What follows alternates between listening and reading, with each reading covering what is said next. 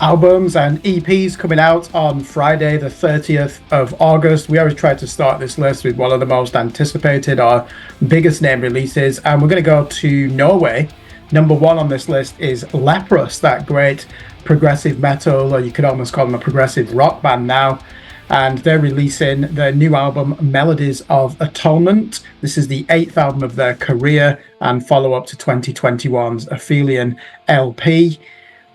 I think most of you will know Einar Zolberg, won't you? The vocalist who, of course, has this wonderful tenor range. He's one of the finest rock singers in the world, and he's really expressive as well on record. So he doesn't hold anything back. Very technical, but a lot of emotion in his voice as well. And that certainly got them a lot of plaudits beyond prog metal. And the same goes for the drummer, Bård Kolstad, who I know has been a bit of a sensation on YouTube with some of his playthroughs, and is rated as one of the finest musicians in the prog world on the drum stool. So, yeah, Leprous. The last album I did listen to, I ended up not reviewing it. I actually delegated that to somebody else for our sister organization, Scream Blast Repeat, and it never came through.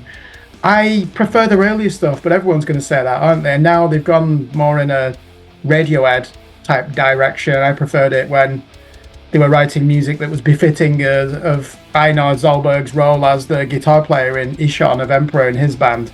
And just for the record, Einar Zolberg is the brother-in-law of Ishan.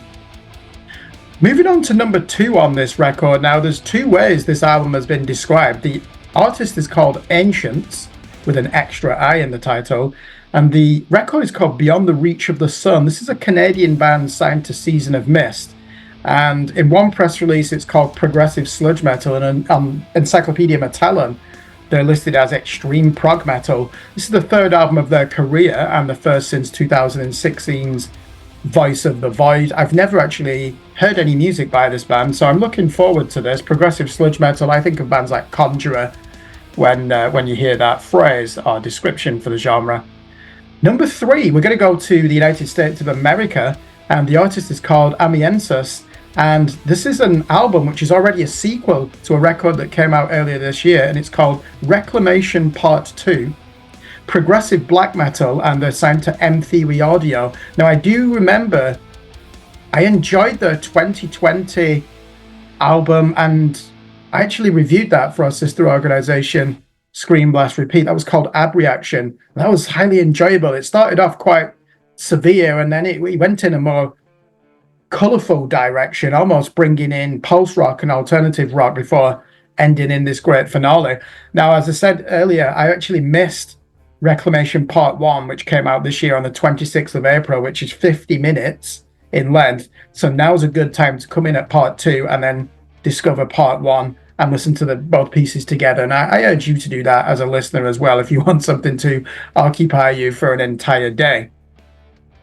Moving on to number 4. Who remembers that highly rated Romanian experimental black metal band Negura Bunge? Terrorizer magazine loved them, didn't they? That 2006 album On was voted one of the albums of the decade in the 2000s. Well, some of the former members are in a new group, or they're not new because it's the 3rd album, called Sir Astru, and the album's called Datura Straheralor. Apologies for the pronunciation. That's released via Avant-Garde Music, and be interesting to see on it how they've evolved, how much of that Negura Bunge sound they've actually maintained. They're experimental, so nothing is off limits here, but I believe they still are anchoring it in a peasant folk format within the realm of black metal. Number 5 on this list, we're going to go to England for some post-black metal, and the band is called Cops, and the album is called 2025, and they've titled that in Roman numerals. They're signed to Church Road Records. This is their debut album. I remember the EP from last year called Old Belief, New Despair. Reviewed that for Scream Blast Repeat and awarded it 6 out of 10. It didn't quite hit the mark with me, but I'm definitely willing to give them a listen. Post-black metal is always something that interests me because it means that it's going to have some experimentation in there, some avant-garde elements to it, and it should be audio. From an audio point of view, it should absolutely crush you as well. So Cops, they're an English band, they're from Bristol. Let's give them a listen. Number 6, let's stay with post metal, and this is a band signed to that illustrious record label, Pelagic Music, which of course we associate with that great German band, The Ocean. The band are called Nona, and it's an eponymous sophomore album. So that means it's self-titled and it's their second release. Members are from Sweden and Switzerland. It's a follow-up to their 2021 debut. And interestingly, this band was encouraged to form by Magnus Lindberg of Cult of Luna. And I believe he's also involved in the mixing and mastering of this record. You can always trust Pelagic Music to produce some of the finest progressive post-metal. And I've no doubt that this will be the same.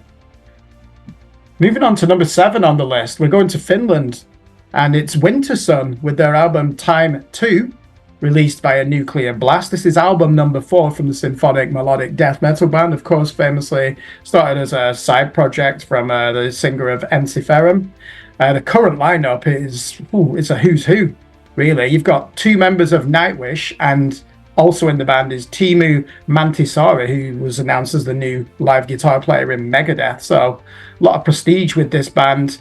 I've never actually listened to their music, but symphonic melodic death metal, I'm interested by that. There's clearly going to be a lot going on. And of course, last week we had the Flesh God Apocalypse album. So probably still in the mood for that. And I know that it'll probably be 1 hour long, or at least 55 minutes. But these are veterans, these are artists that are not necessarily self-indulgent. They're good at what they do, aren't they? And inevitably a record is going to be almost approaching that 1 hour mark.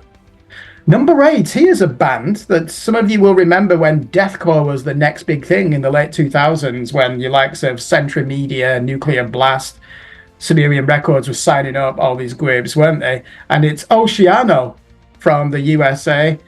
This is the 6th album of their career. It's called Living Chaos.